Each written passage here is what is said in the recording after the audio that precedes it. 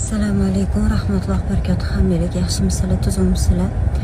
Bizani gapirishadi-yu odamlar, bu blogerlar, vaynlar olishadi, komediyniy narsalar, u yoq bu yoq, kimdirga yoqadi, kimdirga yoqmaydi. Ishonasizlarmi, mana shu 2 kun ichida men bitta narsani tushunib yetdim. Qanaqa kontent qilishimizdan qat'iy nazar,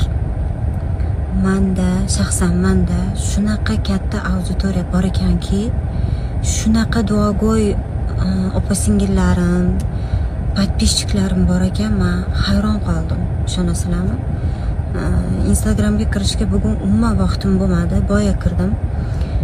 Qaravonman, minutiga kelgan SMSlar, minutiga duolar qilishganda, shu darajada ko'p insonlar duo qilgan. Men aytdim, mana shu ekan Allohdan menga berilgan juda ham katta ne'mat. Chunki biz bilmaymiz-da, aynan kimning duosi ijobat bo'ladi, kim Allohga yaqinroq. Bir og'iz duo so'rab yozganman, juda ham ko'p insonlar duo qilishgan. Alloh hammanglardan rozi bo'lsin. Ota-onam, o'zi ota-onalar shunaqa bo'ladi-yu, bilasizlar-ku, bildirishmaydi-da. Mana biz ham e'tiborlimiz ularning sog'liqlariga, lekin bunchalik darajaga kelib qolganini bilmaganmiz-da. Har doim yaxshiman qizim, yaxshiman deb yurishadi-ku.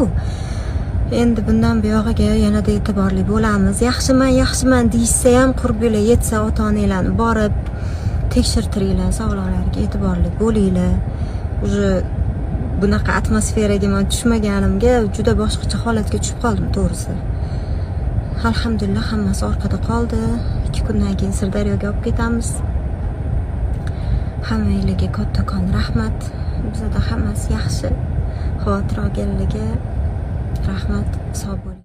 Qizlarjonlar, har doim Instagramga stories qo'ysam, gapirgan gaplarim qolib, qizlar meni yuzimni so'rashyapti.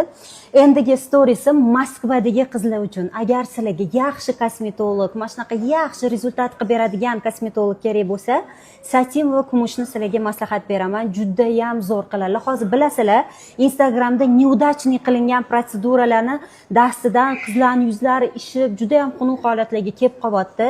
Lekin shunaqa bo'lmasin, yuzim svejiy bo'lib, yaltirab tursin, chiroyli bo'lsin desanglar, bemalol kumushga murojaat qilinglar. Ular nima protseduralar qiladilar desanglar, peshonalarga botoks, ko'z atroflariga, mana shu ko'zlarni, vzgladni ochib berish, lablar chiroyli holatda, chiroyli formalar berish, mana bunaqa nosogubkalarni to'g'irlash, yuzlarni chistkasi, mezoterapiyalar, vitaminlar hammasini qiladilar va ideal darajada qiladilar. Bu hali hammasi emas. Moskvadagi qizlar yaqinroq kelinglar, keyingi storiesga o'tamiz. Qizlar, yuzinglarga har xil gellar qilib, mana bunaqa joylarni ishirib, xunukdan xunuk qilib Instagramga chiqib ketmaydi desanglar, men maslahat berardim. Vitaminlar olinglar, kollagenlar olsanglar, o'zini kollagenini ishlab chiqib, yuz yosharadi, yaltiraydi, svejiy bo'ladi.